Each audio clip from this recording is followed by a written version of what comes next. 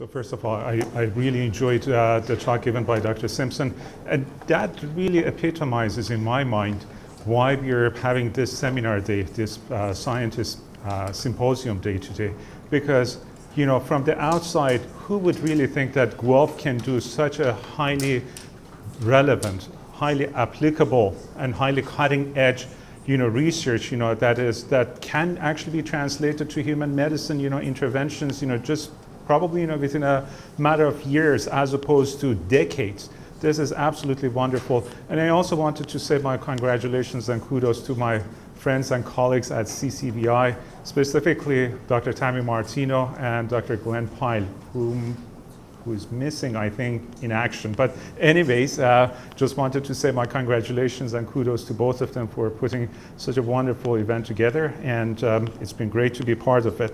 Last but not least, I would like to introduce Dr. Sonja Fonfara. And I have to tell you, Dr. Sonja Fonfara probably has one of the most diverse CVs. It's only just a blurb here, but I can tell you that I counted the number of universities that she's been in. 6, this is the 7th one, and all of them invariably have been some of the highest ranking colleges of vet medicine in the world. So I'm just going to start with University of Hanover, when she received her DVM degree, and she did a doctoral thesis in veterinary pathology. She graduated from Hanover in Germany, then she did a doctoral thesis in veterinary pathology at University of Gießen. That was followed by a few years in private practice.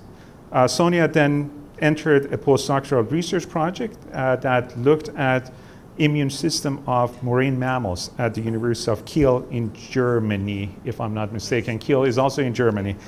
After her postdoc, then she moved to Liverpool in the UK for an internship, which was followed by a residency in veterinary cardiology. And subsequent to that, she became a lecturer at University of Liverpool in veterinary cardiology, and then she followed that by a PhD at University of Helsinki, and then she became a senior lecturer at University of Bristol in the area of small animal cardiorespiratory medicine. And we've been absolutely fortunate and very lucky to have you, Sonja, since 2016 as a specialist in the area of cardiology, and she's currently an associate professor of cardiology at Clinical Studies Department in OVC. So without further ado, I'm going to pass on the torch to Sonja for her presentation.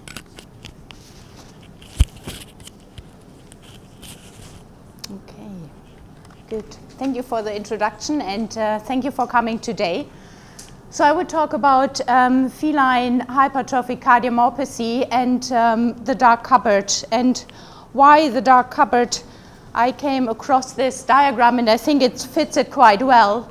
So it's a bit like we are exposed to this disease, so we are entering it and we are exposed to it, and we just identify that we have no idea.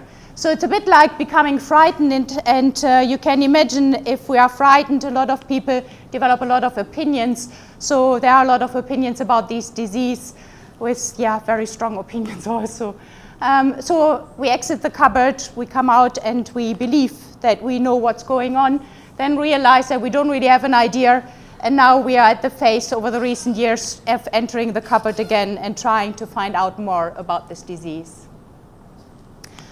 So hypertrophic cardiomyopathy, it is a hypertrophy of a non-dilated left ventricle, which is not caused by any other diseases.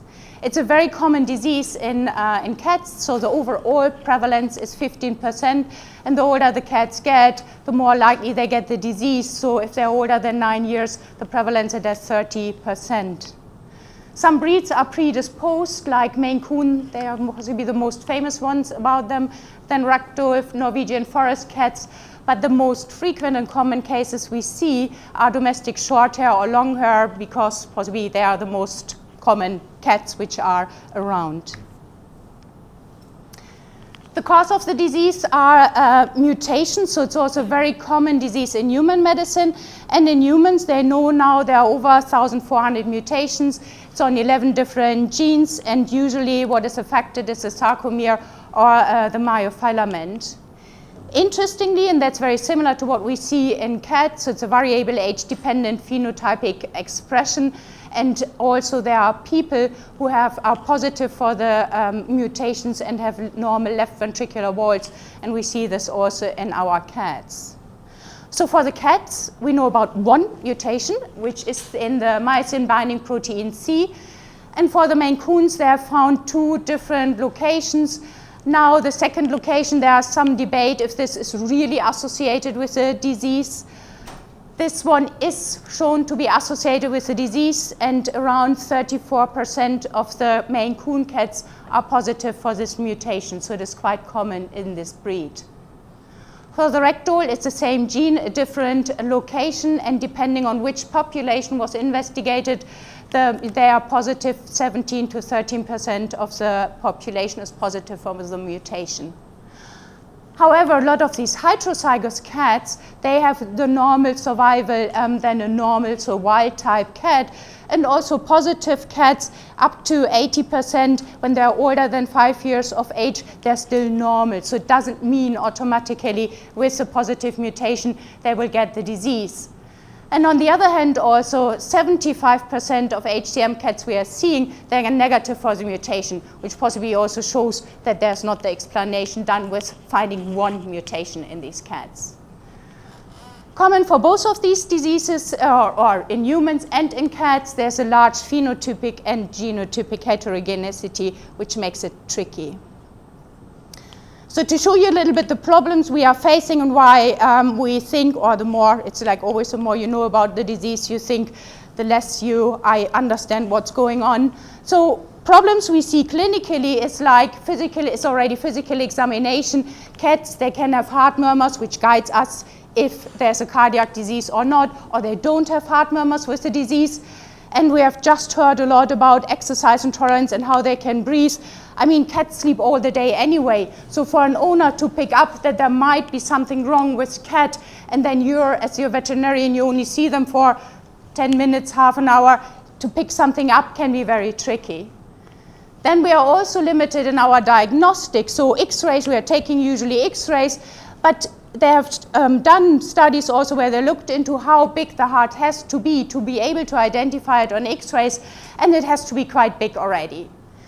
And then also we have no idea about progression. So a cat can present, or 2 cats present very similar, and some of them are stable for years, others progress very quickly.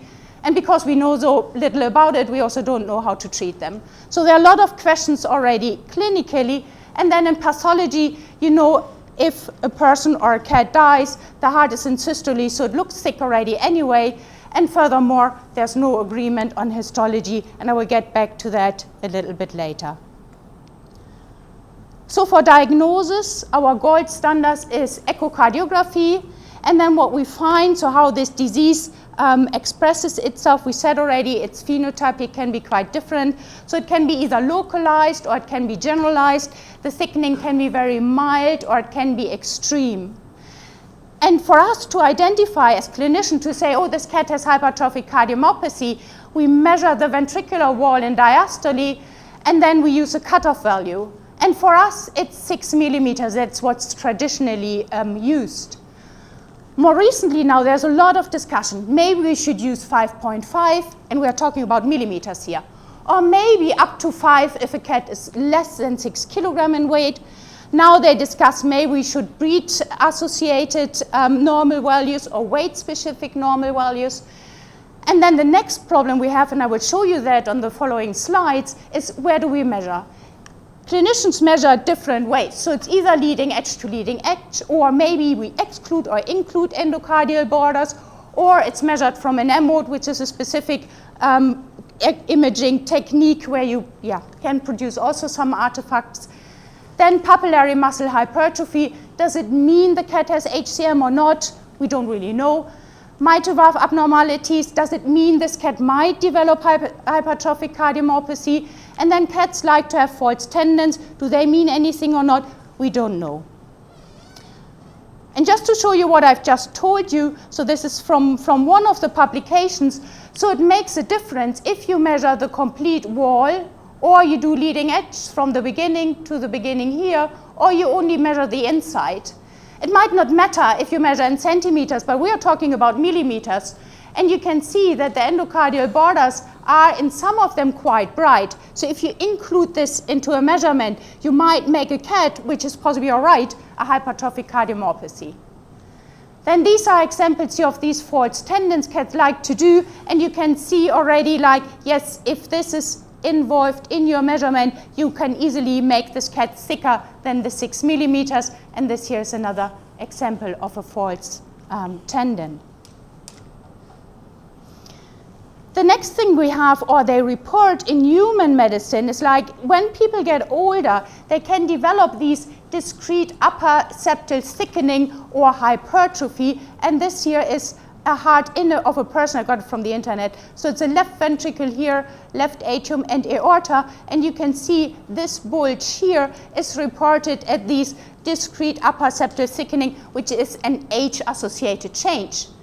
And this here is one of our cats, so it's the same picture, left atrium, left ventricle, aorta, and you can see this cat has a bulge here also. Do we know if this exists in cats also? We have no idea. So maybe these cats might do also these discrete upper septal thickening, and we just don't know. So we would grade this as a hypertrophic cardiomyopathy if it measures more than the 6 millimeters. Also in people, it's reported that there are gender differences. You might have heard about it. So men in general, they develop a greater left ventricular mass, so a thicker left ventricular wall, but also increased dimensions. So they develop more an eccentric hypertrophy, whereas women are more likely to develop a concentric hypertrophy. In men, usually the decline of the myocytes with apoptosis and degeneration is worse, and therefore they then also develop a more compensatory cardiomyocyte hypertrophy. So men are more likely to present with heart failure with reduced ejection fraction. In both genders, the ejection fraction increases initially, but more in women with their concentric hypertrophy. So women, when they get older and they develop heart failure, they're more likely to develop heart failure with preserved ejection fraction. If there is heart failure, women usually do better than men. And both genders, again, they develop atrial hypertrophy and fibrosis, again, more severe in men. But if women have it, their outcome is usually worse. So we do observe gender differences in people depending on the gender. For the cats, we know it's an age-associated development of the disease. Gender, we know male cats are predisposed, but we don't know really why this is, but it makes you suspicious maybe there are gender differences also. Then obesity is something we are not really aware of, but there's a recent study, and they have looked into cats and felt, so which cats were more likely to present with hypertrophic cardiomyopathy, and the more overweight cats are possibly more likely to present with hypertrophic cardiomyopathy. Then progression, I've mentioned already, we don't really know why some cats progress more quickly and others less quickly. We have a few parameters which we can use to assess the prognosis in this cat, and it all makes sense. It's associated with more progressed disease. So if the cat is in heart failure or has reduced function, they don't do as well. If they have a big left atrium or the left atrial function is reduced, they don't do as well. Then sometimes they can develop atrial thrombi, and then they don't do as well, makes all sense. Or if they historically present with syncope, they're also at a risk or less likely to survive for longer. For the pathology, this is just to show you again how different the disease can look like. So these are, it's from cats, different left ventricles, and you can see you either can have general thickening or just localized thickening, or here these, what we have mentioned, maybe the septal bulge is a disease, is not disease. And then the limitation we have often in veterinary medicine is that clinicians do publications about where they should possibly involve a pathologist, and so there are some limitations about the results also. So this, for example, is from a recent paper. And the problem is, or I got taught, like, if it is a hypertrophic cardiomyopathy, it's a left ventricular free wall. And as you can see here, this is possibly the left ventricular free wall. And usually I got taught you need to ignore the papillary muscle. And here in the septum is the same. So this is possibly the border here of the left ventricular free wall. I might not even have made this cat a hypertrophic cardiomyopathy, but if they die in systole, it might be more tricky to assess it. So who knows what was going on with this cat. For histology, the hallmark of in human hypertrophic cardiomyopathy is myofiber disarray. And again, it does exist. It's reported in cats, but it is inconsistent. Then different groups has looked into different histology changes. So in one group looked into these preclinical hypertrophic cardiomyopathies in cats. They found an increase of inflammatory cells. They found an increase in collagen. These end-stage hypertrophic cardiomyopathies were associated with an increase in left ventricular fibrosis, increased dimensions of the left atrium and the left ventricle, and coronary artery sclerosis. Haigaupala has looked into which parameters are upregulated in these cats. So they looked into the myocardium and found that cats with fibrosis are more likely to express or to produce parameters which are profibrotic. So she looked into matrix metalloproteinases and inhibitors which are profibrotic and possibly produce more of the fibrosis. Then other groups have also looked into, because hypertrophic cardiomyopathy, so what happens, does the cardiomyocytes get thicker? They've looked into this one. We're not completely sure. So again, there's no real agreement in the literature. So the aim of our research, why we are so interested in it, you have seen already, because we don't really know what's going on. One thing is what we want to know is like, why is there this difference in progression, and where might the myocardium or the remodeling which is happening, that your cardiomyocytes or your myocardium gets thicker, what's going on in the myocardium? Then why is there a male predominance? Is there changes in the cardiac remodeling or in the changes which are happening in the heart between female and male cats? Then what are age-associated changes, and which are the changes which are associated with the disease? Then maybe there are triggering factors. I mean, there have to be triggering factors. It's not just the genetic mutations, but we don't know what they are. Maybe obesity plays a role. Maybe there are systemic diseases which are involved. And then why do some cats develop atrial thrombi? We know it's associated with bigger left atrial size, but again, we see cats with very big left atria who don't develop thrombi. So why do some of them do it and others don't? We don't know. And this is just a really brief overview to show you where we have started to look into things. So usually associated with cardiac remodeling is a cardiac injury, and that could be caused by your genetic mutation, and then you get changes in the function, and that's, or an activation of your inflammatory system, which then contributes further to the cardiac injury. So inflammatory system gets activated, that then further activates also different parameters which are involved in the remodeling. And then you get this cardiac remodeling in the cardiomyocytes, and also fibrocytes get involved. And then these extracellular matrix remodeling, which then both result in changes in left ventricular function or right ventricular, depending on what is involved, function and geometry, which we then clinically see when we see the patients and do echocardiography. And the parameters we are looking into is like inflammatory parameters, because they are involved in the cardiac and extracellular matrix remodeling. And then the ones I've mentioned already briefly, the matrix metalloproteinases and their inhibitors. I want to show you a few results of some cats we have collected. So we have 10 control cats. Control cats, I mean, these are not models, these are patients or had been patients. So control cats means they had possibly a localized disease where we felt it's highly unlikely that this will affect the heart. So either a nasal polyp, esophageal stricture, behavior abnormalities, old age, and nothing was found. They all underwent a complete postmortem. They were up completely normal on postmortems. Then one group with non-cardiac disease cats, and they had a disease which possibly has influenced the cardiac function or the heart. So either a neoplasia or systemic disease which is associated with a systemic inflammatory reaction, or diabetes mellitus, where you have changes in your circulatory volume. So these cats were also 10 years, and why I'm pointing out the different genders. So we have here 10 cats which were female neutered, 9 male neutered, 2 males. So these cats we have compared with our control group because we know there is a gender difference. I will show that to you in a moment. To exclude the influence of gender, we compared, and then to investigate which effect systemic disease might have, we compared these ones with here, the female cats.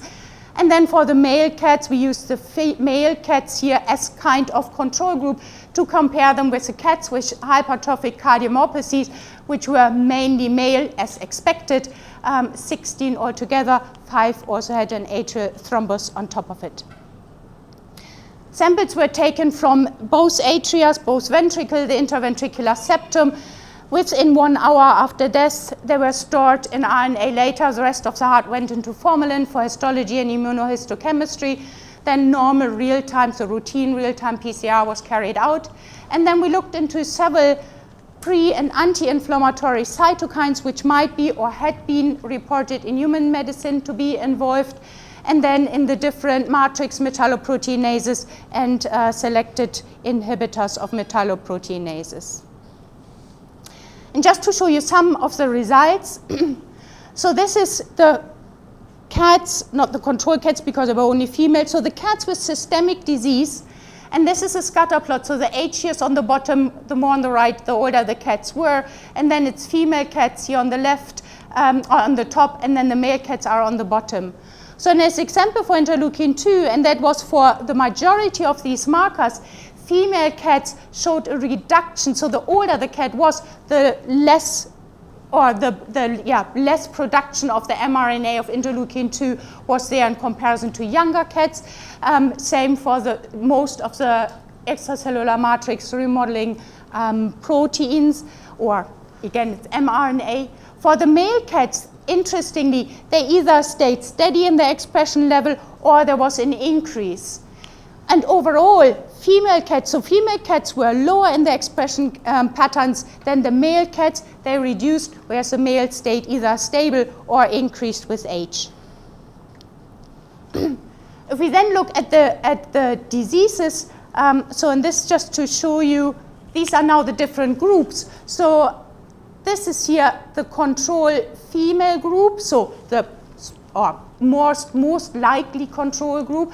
Then these are the systemic female, systemic male, and then the HCMs, which were the male HCMs. And then this interleukin-6, just an example for the cytokines. So we have an increase with systemic disease for most of the parameters. And you can see also in these examples that there is a difference between female cats and male cats with systemic diseases. So gender seems to play a role, how the heart reacts to whatever's going on. And then again, if we look at HCM cats, they seem to have a different cytokine and extracellular matrix expression in their hearts than cats with systemic diseases. And overall, it was like, so if you group them again all together, the male cats with systemic diseases, interestingly, it was not a systemic disease which primarily affected the heart, had higher transcription pattern than male cats with hypertrophic cardiomyopathy, where you would think like, but this is directly in the heart. If we then separated them for age groups, so looked at cats which were younger than 10 years or older than 10 years of age, this changed a little bit. So here on the bottom is now the systemic disease cats are in blue and the HCM cats are in red. So cats younger than 10 years of age showed a higher transcription when they had HCM than the cats with systemic diseases. Whereas when they were older than 10 years of age, the systemic disease cats showed a higher transcription than the HCM cats, which fits a little bit to the age pattern. So in the normal or systemic disease male cats, I've told you already, there was either an increase in transcription or they were stable, whereas the male cats, I haven't shown you the results, they behaved similar to the female cats. There was a reduction with age in their transcription pattern. And the other thing we found, these are now just HCM cats. There are regional differences in their transcription pattern. So here on the left in pink and red, these are atrial and ventricular transcription levels of cats with hypertrophic cardiomyopathy, and the purple ones are atrial and ventricular transcriptions of cats with HCM and an atrial thrombus. So we have regional differences, and then also depending on how the cats clinically present, we find differences in transcription pattern. And it seems that there, in both areas, there's an increase in inflammation, and again makes possibly sense in cats which have HCM and an atrial thrombus.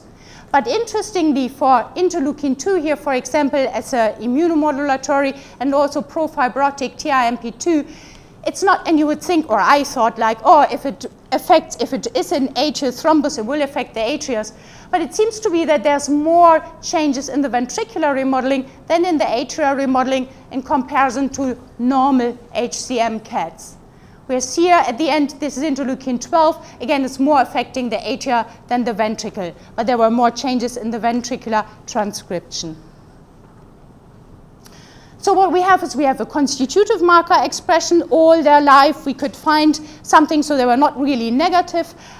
So there seemed to be some remodeling going on all their life. We have higher mRNA transcriptions in the male cats. There are differences between female and male cats, and interestingly, all these cats were neutered, so we can't blame it on the hormones. There's age-associated transcription, which also changes between male, or is different between male and female cats. Systemic and cardiac diseases have an influence on transcription pattern, higher concentrations in the atrias, and there are also differences depending on presentation in the cardiac remodeling. And I will just show you briefly so this is the group in Zurich. We worked together with what they have done. So they did the histology for the hearts. And this here on the bottom is a normal heart. Here you can see already it looks different. So there's an increase, as we thought makes sense, interstitial fibrosis. There are inflammatory infiltrates, and they have characterized them a bit more. There's interstitial edema, and interestingly, and you can see it a little bit here at the end where the cardiomyocytes resolves in a way. So there's cardiomyocyte degeneration and cardiomyocyte loss. And then additionally to these diffuse changes, they found this area, and we always considered it as a, disease which affects the complete myocardium, these areas of degeneration or regeneration which are not normal. And if these were more characterized, these areas, these focal lesions, yes, there's an increase in fibrosis. And when they looked on what was going on there, an increased EBA-A1 is marker for macrophages, so an increase of macrophages, and here new vessel formation with smooth muscle actin A. So focal lesions additionally to these more general lesions, and does it mean there's some regeneration or repair going on? So it's a theory, and that's also from, Sarah made this from the University of Zurich also. So the theory is a little bit, or they started speculating, so maybe there's a trigger, there's some infiltration, inflammation, some genetics, there's cardiomyocyte damage, then there's a functional change which brings everything into a pro-inflammatory state, an increase of pro-inflammatory and pro-fibrotic markers, then an activation or an increase of infiltration of macrophages, which are then involved in diffuse fibrosis and also in these potentially focal degeneration lesions, which are possibly either repair or some regeneration. So just as an outlook, and I can possibly leave this, it's because we're running out of time. So just looking more into details, finding out more, getting a better idea what is age, what is disease associated, which role does gender play in the cats, what does the systemic disease mean, is there a trigger, or possibly that means clinically also something for the outcome in these cats. And just to briefly introduce the team, so at the University of Zurich, Sarah does her thesis in the cat histology, shows up he will start on looking, you have seen this area which is increased numbers of cells, he will start looking into stem cells if there's an activation or an increased infiltration. Then Anja is the boss in Zurich supervising them, and Udo does electron microscopy and also the normal histology. Then here in Guelph, Shari you have just met and seen, so she's one of our residents. Michelle is our other resident. She will start to look into the cats with the atrial thrombi. And then, yeah, you all know Lynn, the other cardiologist here. So yeah, and it's time to get into the cupboard again to find out more about these ones. All right.